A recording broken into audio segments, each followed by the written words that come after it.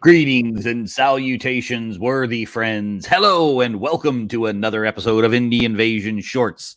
I'm Mac and this is Eric. Eric. Glad you guys could join us today, Thursday night.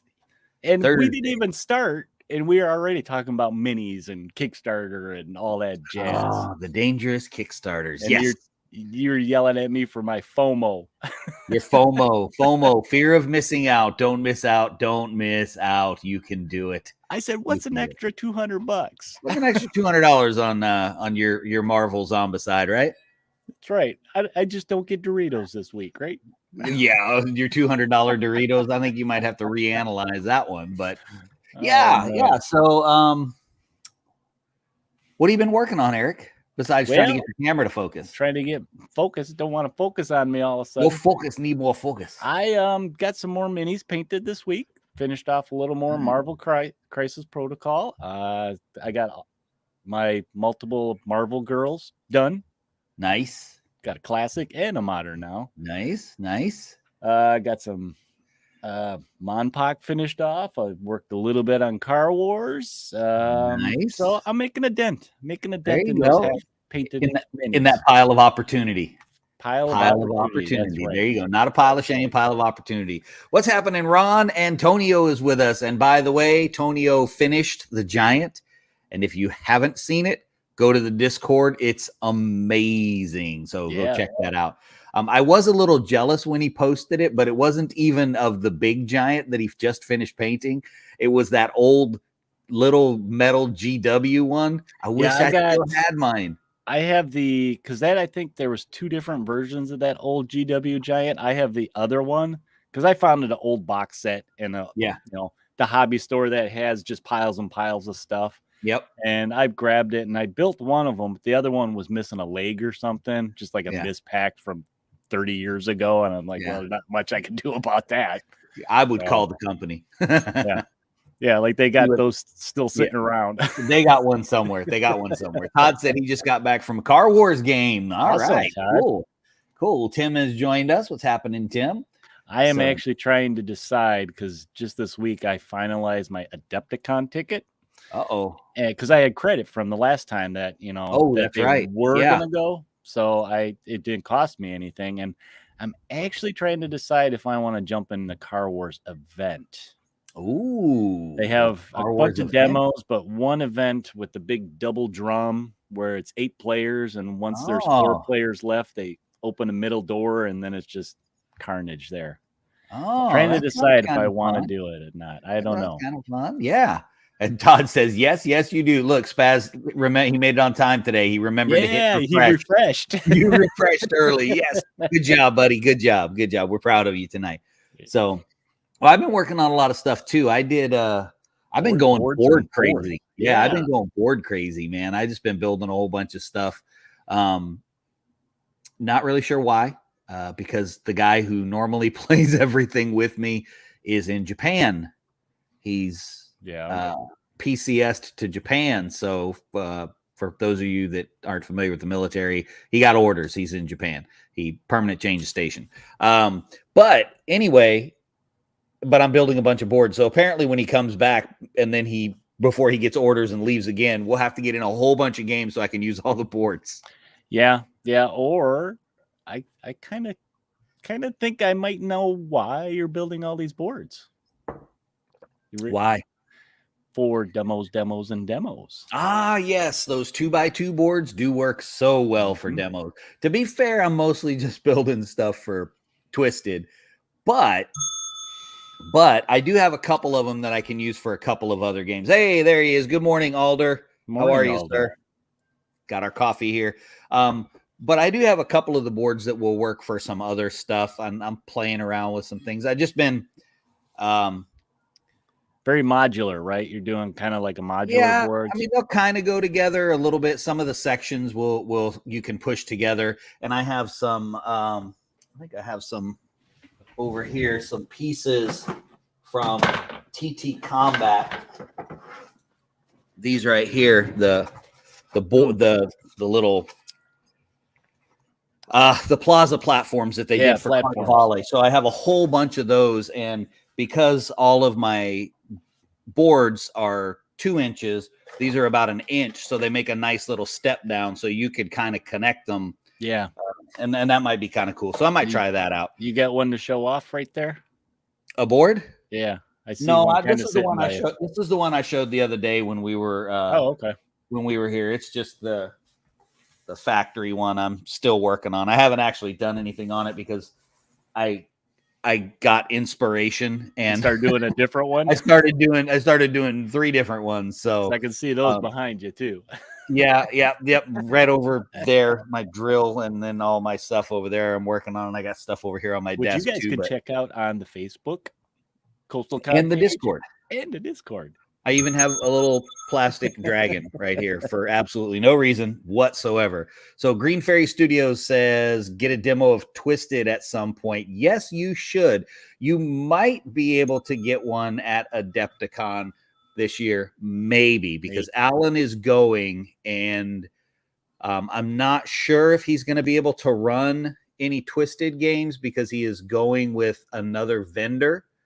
And I think if he brings his stuff, if anything, he can do a pickup game, though. Right, he could do a pickup game, but I'm not sure. I mean, when you're going in somebody else's space, you don't just roll in and be like, "Hey, I'm going to run the game I want to run."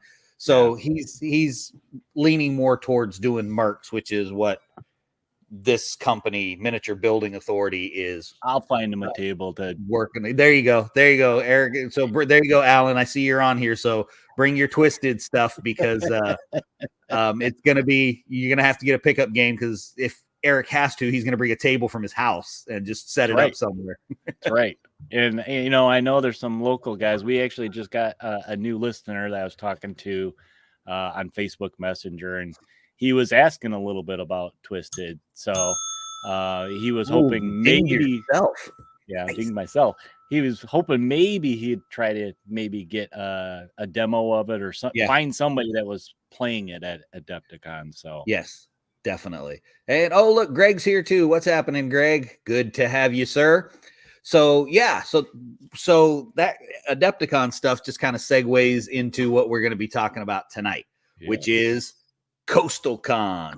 And I guess the fastest 30 minutes in gaming too. I don't know. There you go. CoastalCon. CoastalCon is next weekend, 25th, 26th, and 27th. I'm super excited because I had originally canceled it for this year. Not because of any of the COVID stuff, but just because for those that have never run a convention, when you complain about the cost of it, don't. Just don't, because they're really expensive to put on. I mean, it's a lot up front to put on. So that was my concern. But I found a place that was reasonable enough for me to get 3 days. Hi, Fernando. And he used to not be so comfortable being on live. Yeah. So now he is. Now he's a natural. But since I found the place, I was like, man, it was our 3rd year. I really didn't want to not have it, because what I was afraid of is if I didn't, what was ultimately going to happen is I just wasn't going to do it at all after that. Yeah, you lose that momentum and stuff like that. It was just going to fall off. So it's on. I was going to ask you story-wise, how did you come up with this idea I want to do a convention? Well, the truth is, I don't want to do a convention because I like playing games. You just want to play games. Yeah. But so what happened is we had a pretty local convention here. So I'm about an hour from Savannah, Georgia. And we had a convention. It was called GnomeCon. And if I'm not mistaken, they went through year 7. It was either 7 or 9. I can't remember. I have to check my last T-shirt from GnomeCon. But right after they did the convention, it was really successful. They had a huge turnout for their 40K tournament, huge turnout for their X-Wing tournament. So, I mean, it was a really great turnout. They had a lot of vendors, good board games, lots of surprising number of independent guys with just games that they had brought, maybe made up or whatever. And it was really good. And then about a week after the convention ended, they said, we're done with GnomeCon. And I had no idea why. And I thought to myself, man, that sucks, because it was close. It was very convenient. We don't have the largest gaming community in this area. It's not real big. We're not metropolitan by any means. Everything's really spread out. So it was something that we needed here. So I was like, well, I've been to enough conventions.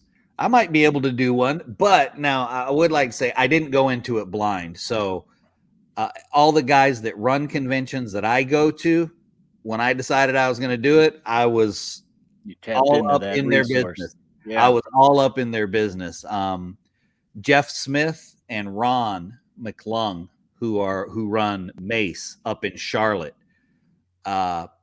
they were wow. I mean, they were just so much help. Look, Alan's messing with me. Yes, that's the real reason.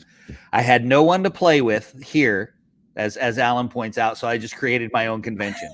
but that backfired on me anyway, because I'm too busy through the whole convention to actually sit down and play a game. And Alan mentioned that there's a dungeon crawl game he wants to get into, and Greg asked what it is. That's the one I want to sit down and play that I haven't been able to for 2 years, and it's called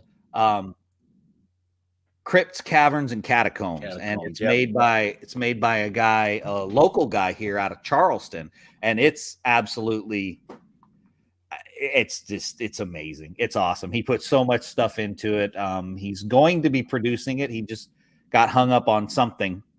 I don't remember what, but it'll be coming out sometime. So he'll be here this year, and I'm super excited about that.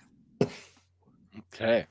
So let's go over what CoastalCon is, where, when, all the goodies. So if you guys are new to the show, you kind of know what it is. So CoastalCon, it's a con that. How did you know that?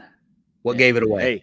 Hey, I'm sharp, man. You are sharp. You are sharp as a tack. Let me tell you. It's a gaming convention that focuses on primarily the small independent publishers. For all tabletop, whether it's RPG, it could be a board game.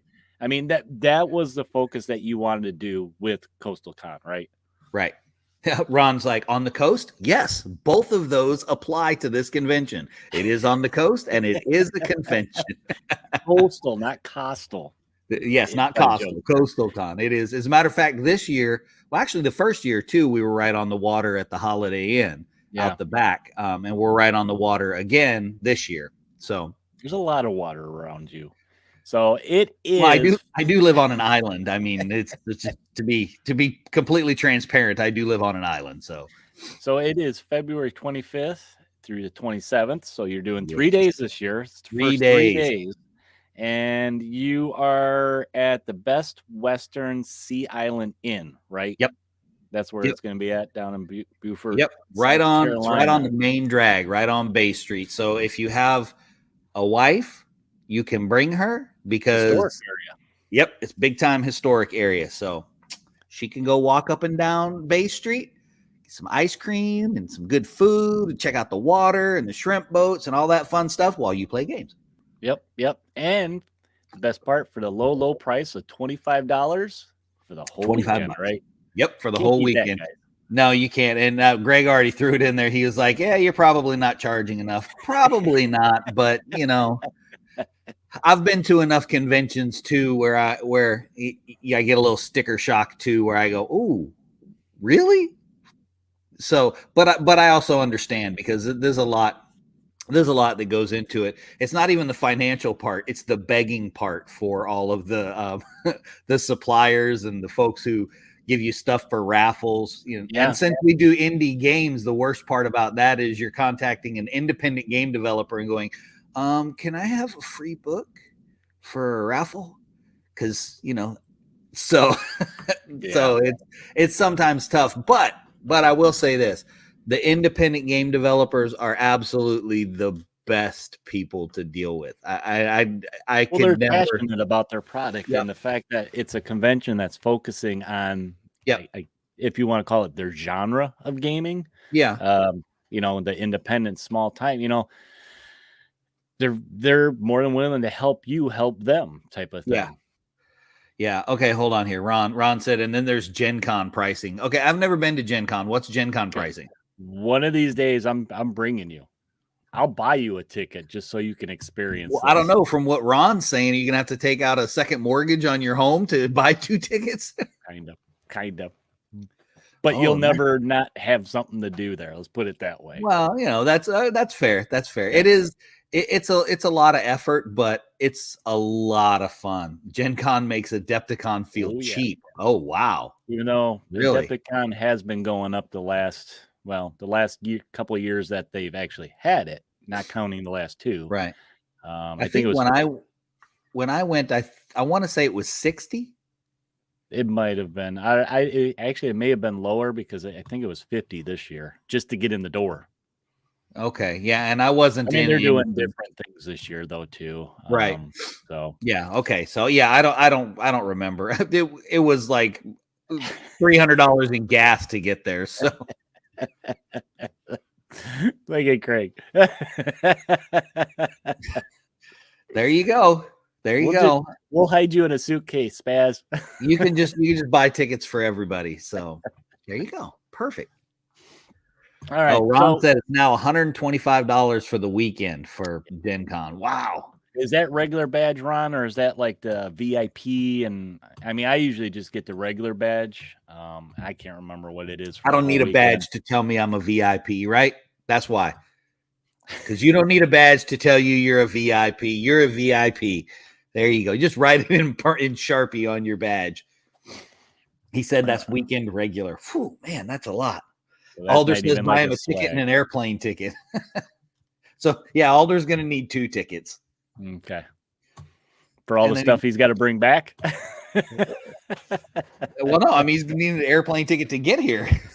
Oh, that's true. That's true. Yeah, it's a long swim. That is a long swim, especially with minis. They're going to kind of weigh you down a little bit. And I'm not really sure, being that Alder's in Australia, he's probably not going to make it very far out of the water. Something's going to eat him. Yeah.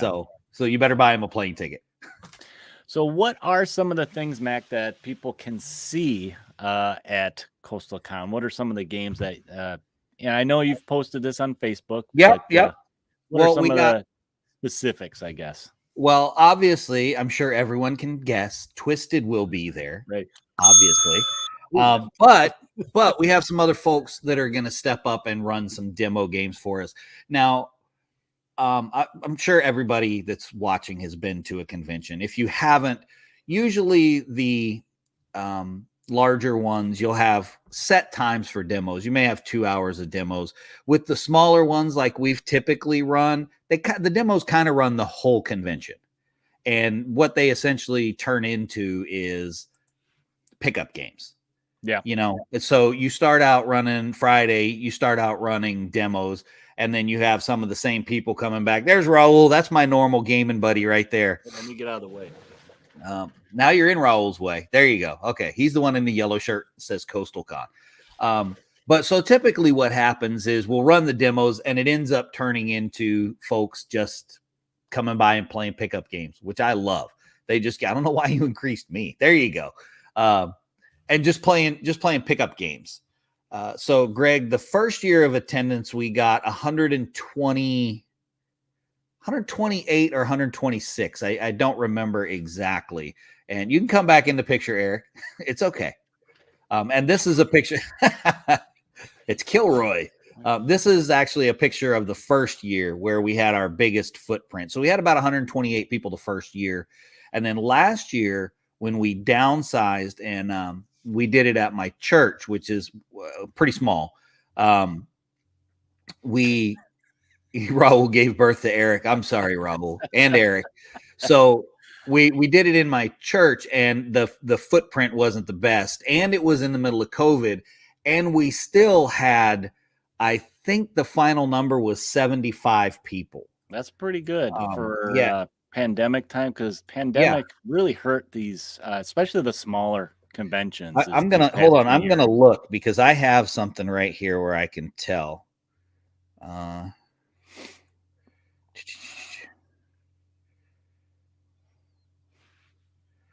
Yeah. So I think it was 75 people, and I wasn't real hard on the cost getting in the door that night for that one, because we just were glad people were showing up. Yeah. But we had some good games, some good stuff happen. So like I said, we have Twisted. We're going to be running Silver Bayonet, Gunfighters Ball, Don't Look Back, Rain in Hell, Core Space, Star Breach, Mercs, which Alan's going to be bringing, which should be a lot of fun. I'm looking forward to checking that one out. I had to make sure he was bringing some merchandise for Mercs so that I can pick my faction. That's his new hotness, because he was trying to sell me on it too. Yep. Well, that's the Miniature Building Authority, which if you guys haven't checked their stuff out, they have really, really nice resin terrain. It's super, super nice. And they have a real large assortment of it. And they're doing some stuff with Mercs. I don't know exactly what they're doing, but they're partnering with them or something along those lines and are helping to push them. So that's right, Greg, merchandise. So I got to pick my faction for them. But those are some of the games that we'll have going on. And because of just the way it all happened, I made some other connections with some other folks. For instance, I didn't even know that we had a Lego convention 40 minutes from me that'll be happening next month. So the guy and I connected.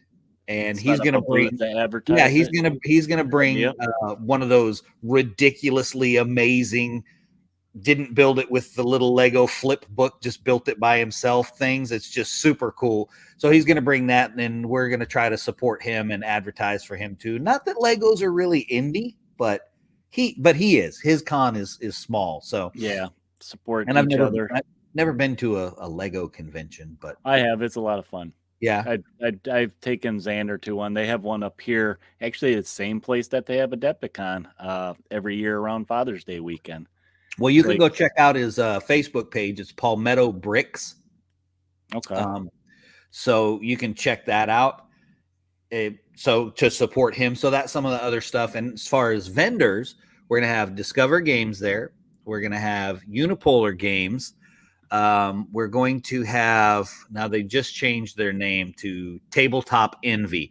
And basically it's a local guy here right in town who has begun casting dice. So he's making polyhedral dice sets.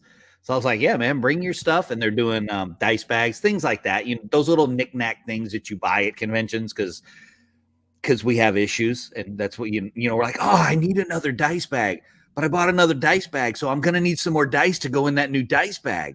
That's right. And then you need a dice tray to match the new dice bag because you're going to go over and play a demo game. Yeah. That's one of those easy things for people to buy at cons, right? Yeah, it is dice. Yeah, absolutely. And then we have one other young lady who I actually have to touch base with again, who has some artsy craftsy kind of stuff, like dice bags and things like that, but different than your regular fancy dice bags that have all the artwork that we would like, versus like crocheted and what I mean, stuff like that. So now I'm not sure if she's going to show up or not, but hey, we'll see. But I'm also super excited because Curtis, who's the guy that runs Crypts, Caverns, and Catacombs. I hope I'm saying that in the right order. I think you are, because I remember it. The 3 C's. But he is bringing his game, and he's also bringing another game he's doing, which is called Shoot and Skedaddle, which is essentially from what I understand, he hasn't brought it before, so I'm not 100% sure. But I believe it's essentially the same game, except it's just done in a Western theme. Okay, yeah. I do remember him posting something. He was going to run one day and the other day. Yeah, so that should be really fun. And his game is just, I mean, it's amazing. If you go back into the CoastalCon group and kind of scroll down, you'll see, yes, I did get, nope, it's Caverns, Crypts, and Catacombs. Is that what I said? Or did I say Caverns, Catacombs? I don't know. Anyway, it's Caverns, Crypts, and Catacombs.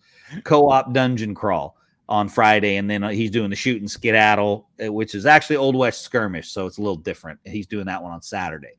So those are really, I mean, I love Twisted, and I love all the other games that are coming, but that's the game that I think is just, it to me, it epitomizes, people just flock to it. because it's got visual appeal and it's a ton of fun and it's a big co-op game in the vein of Zombicide, where you're dying, but you're all rolling towards the same objective kind of thing. So I think it's a lot of fun. I never get to play it, but everybody tells me it's really, really fun. So, and Curtis gave me a little bit of a hard time. He's like, yeah, maybe you should sit down and play it. I kind of hung my head in shame. I said, the key word there was sit down. Yeah. Yeah, I'm trying to remember. Did you play any games in the first year? I thought you tried one or two. The first year I was able to do the Free Blades crash course. And the crash course isn't really, it's not even a demo game. They do a little crash course thing, which is 15 minutes. Okay. And then you can go and play a demo game. So I did the crash course and then I had to leave. So that's what I got to do. So okay. No. And then you guys are there's also, we mentioned already once, but there's a raffle, right? Is AJ gonna buy enough tickets to be Ric Flair? He may buy enough tickets to be Ric Flair, but I actually have a stack of stuff here. And a lot of this that I have right here was donated last year from Jim, the tabletop engineer. But he donated so much stuff, and I had so many donations last year. I saved some of this stuff for this year. So just to give you an idea of some of the stuff, I have right here, we've got the entire, all three Dracula's Americas books. Those will go out in a bundle right there. And the hotness right now, 5 Parsecs from Home. Yeah. So we got one of those going in there. Got a couple of bolt action books, Korea and D-Day campaign going in. Then we have a few Osprey skirmish games, Rebels and Patriots, Kobolds and Cobblestones, Men of Bronze, and Outreamer, Faith and Blood. A lot of gaming stuff. That's cool. Yep. And then Burrows and Badgers. Burrows and Badgers. Go check out their miniatures, if nothing else. And Urban Manhunt. Got to always represent Urban Manhunt at CoastalCon. They were there at the beginning. And copy of Zone Raiders. Okay. Hardcover. So, but I also have Proxxon stuff. I've got hot wire cutters. I've got saws. I've got Dremels. I've got all kinds of Proxxon tools that will also be going in there. And then I have a local friend here who will donate some board games, and I have a few board games that'll be going in as well. So that's usually where we make most of our money. Yeah. Yeah. And it's fun. And pretty much there's enough.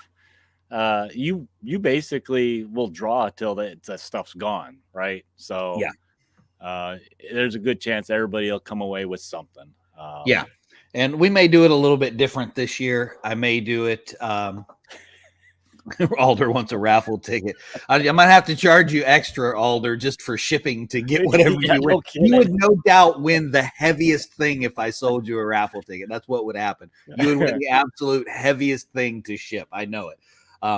But I'm thinking of going in the vein of how they do theirs at Siege of Augusta, and they did it at NashCon too, where you have a little box in front of the stuff so that you can put your raffle tickets in where you on the stuff that you're interested in winning. That's a good idea. Yeah, as opposed to being a board gamer and you get a copy of Zone Raiders and you're like, wow, yeah, I can put that between my board games and it can sit there and do nothing. So yeah, I think that's a good idea to do something like that. So you really have a chance to, get what you want type of thing. Yeah. That way you're actually going into the raffle on something that interests you, that piques your interest. So yeah, then you could just load that one thing up, right? You can put all of your if AJ's there and you see the thing that he wants, just don't bother, because he's going to put 900 tickets in the one thing that he wants, I promise you. So don't do that. Don't bet against AJ. You're going to lose. So do you to close this out, CoastalCon future wise, what are you thinking for CoastalCon in the future? And we've talked a lot about this long term. Well, I got a couple of different thoughts. I've thought about moving the date. The thing is February is pretty good because there's a little bit of a gap in there between conventions. But the reality is you're always stepping on somebody's toes, and somebody's always so many, especially down by you. There's a lot of small cons. Yeah, you're never going to avoid that. So for the time being, we're going to keep it there. But next year, there is a hotel that has a large footprint room that is considerably cheaper than what our first venue was. And yeah, I saw it. That's right, Alder. Actually, he did attend the first one. He did attend. I surprised everybody. Everybody, yep, except me. Yeah. Except me. There's actually a picture. I think the picture is on the CoastalCon website. It might not be, but Eric had arrived outside the hotel, and I was tricking everybody to get them to face the right direction so that they could see him walk in. And so I have the camera up like this so I can take a picture of all of us, and everyone's looking at the camera except for me. I'm looking out of the corner of my eye because I can see Eric coming. Yeah, that was right before we came in too. I videotaped the videos saying I would hope you guys all have fun. Yeah. I'm standing next to AJ's trailer. Yep. So hopefully he's going to do that again, but he's not. So he sucks because he's not coming this year. Yeah. That's all I have to say about that. But that bigger footprint is the plan, and ultimately I want to have either a 40K tournament or more likely a Crisis Protocol tournament. And that's simply because that's how you make your money. I mean, that's how you're going to get a lot of people coming. And I mean, I know the 40K fan base gets a lot of grief, but they buy a lot of models too that aren't 40K. The older ones do anyway. The ones that have jobs that spend all their money on on their models.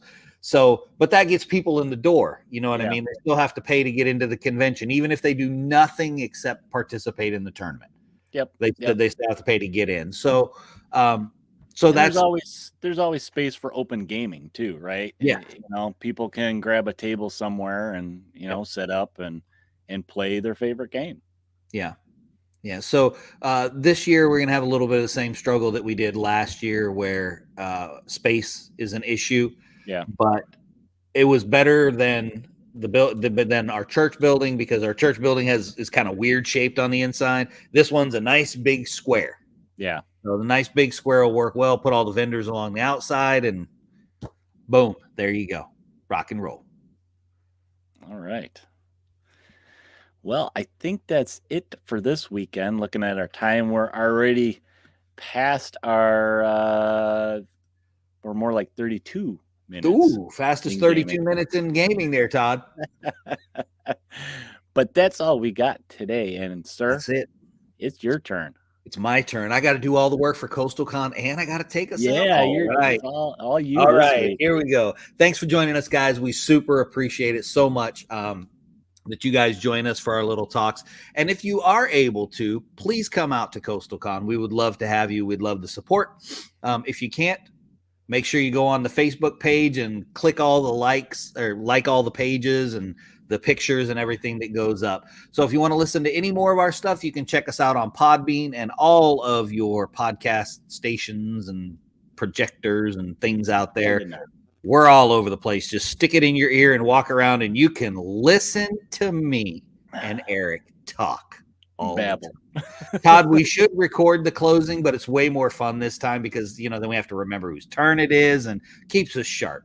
You can also check out the Facebook group, the Indie Invasion Podcast Facebook page, CoastalCon Facebook group, Twitter, Instagram, Discord, and you can always email us at indieinvasion@gmail.com if you would like to tell us about a game that we don't already know about, because we would like that. Discord is hopping. We're having lots of cool stuff going on over there, lots of pictures. So get over there and join the Discord page. It'll be fun.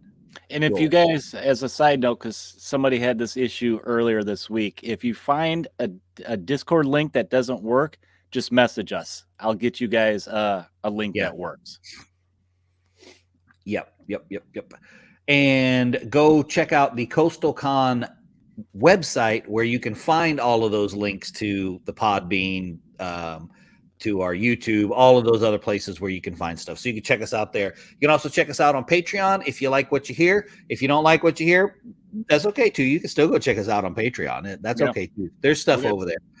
You can print up some rain. You can print up some Rain in Hell cards so that you can come to CoastalCon and play Rain in Hell. There you go. It's a win right there. Also, check us out on redbubble.com, and you can get all the cool stuff, coffee cups and everything else. And as I understand it, Alder got his coffee cup all the way to Australia, and the shipping was like just regular. Like it wasn't crazy, I don't think, because he looked. So it looks like you can get it wherever you are in the world. So check that out.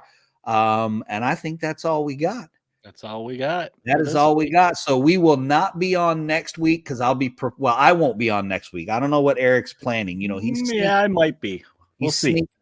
I'm hoping that what he does is a live event, and really he's like in my front yard. That's the live event, is him coming into the house and be like that. So yeah, maybe not. But we won't be on next Thursday because I will be preparing everything for CoastalCon because it starts on Friday. So until then, my friends, prepare yourself for the invasion.